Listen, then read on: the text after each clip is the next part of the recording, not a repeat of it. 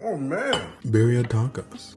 If you had to master one recipe, it should be this. And it starts with beef. A mix of chuck, short rib, shank, and the not so typical neck and its bones. Each cut adds a slightly different flavor and texture which improves the overall final product. Salt, sear, and simmer with garlic and onions while you prep your chilies. Guajillo and ancho for flavor, and arbol for a little spice. Toast them, soak them, and blend them with these spices. Add the spice mixture to the simmering beef and simmer until you can pull it apart. Ah, sensational.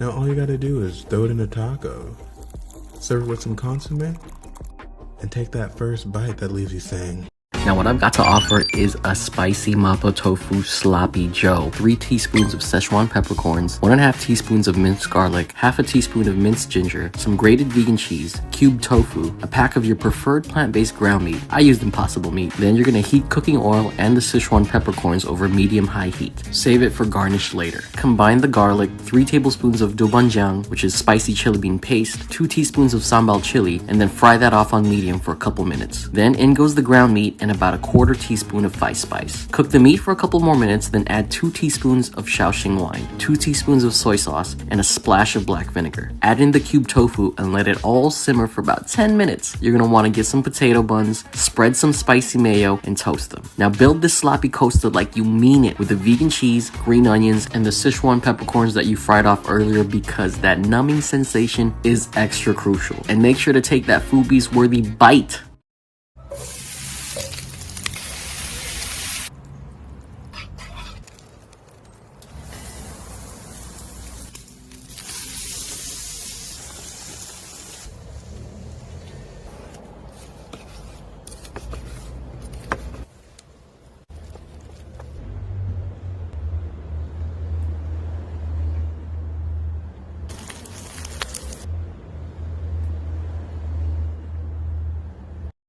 Let me show you this panko crusted salmon recipe.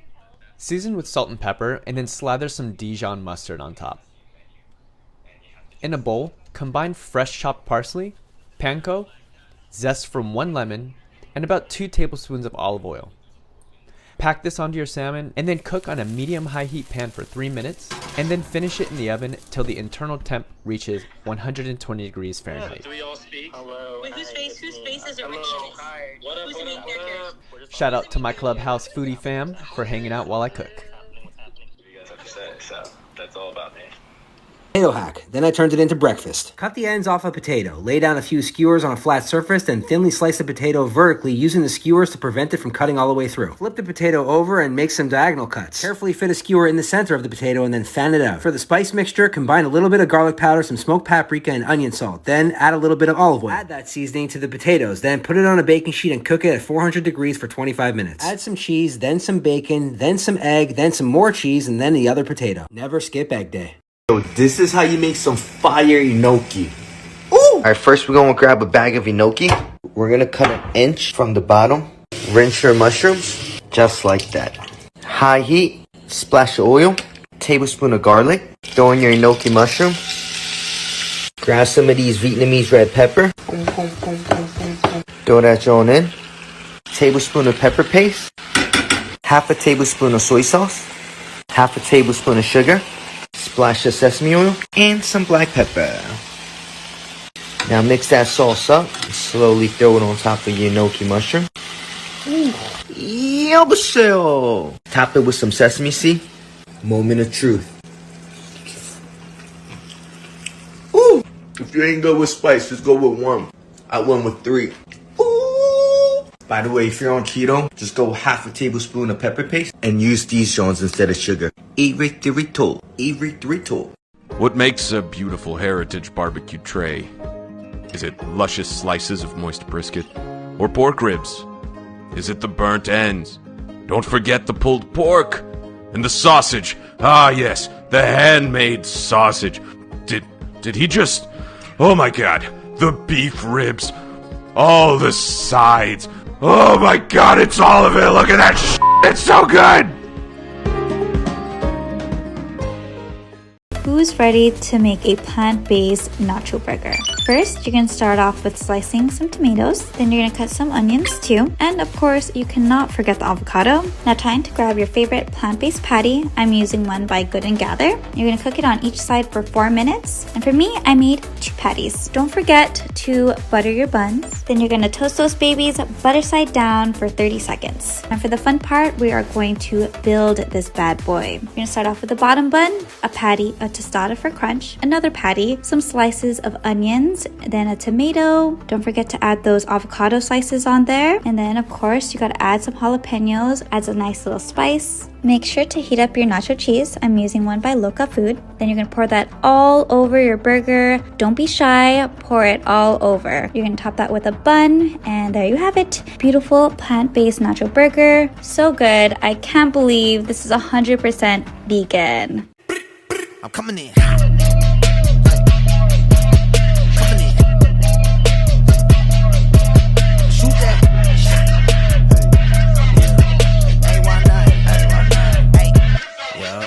Coming in. Wake 'em up, wake 'em up, wake 'em up, wake 'em up. See 'em still sleeping, so I had to shake 'em up. Shake 'em up. I kept it too real. I wasn't faking up.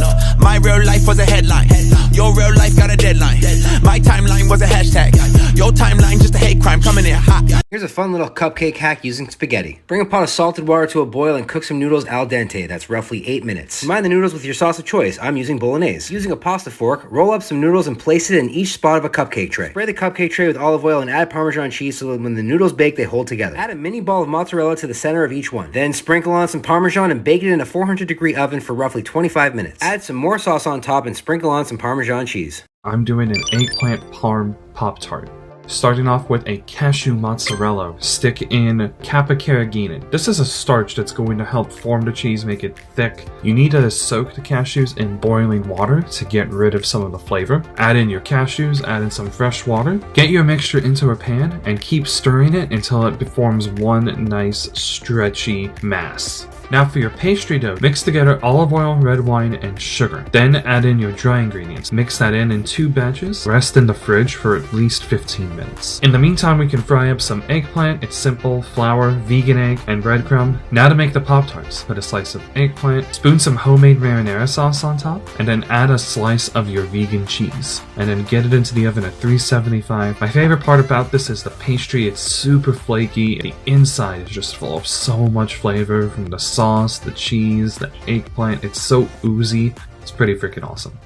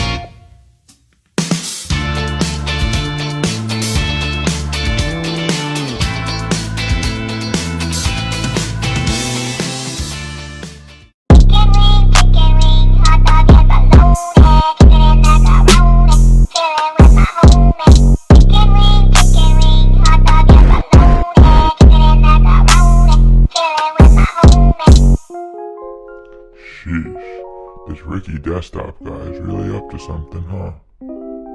Yee.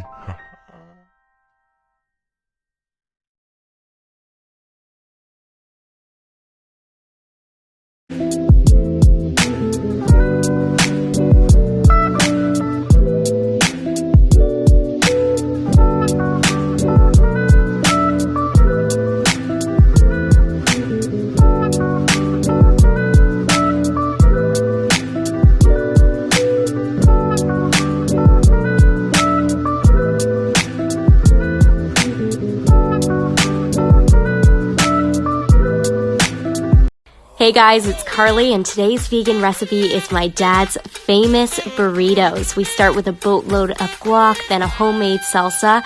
I use coconut yogurt as a sour cream replacement. Then we're gonna add some cilantro on there and black beans. You could use whatever beans for this recipe. Some rice, of course.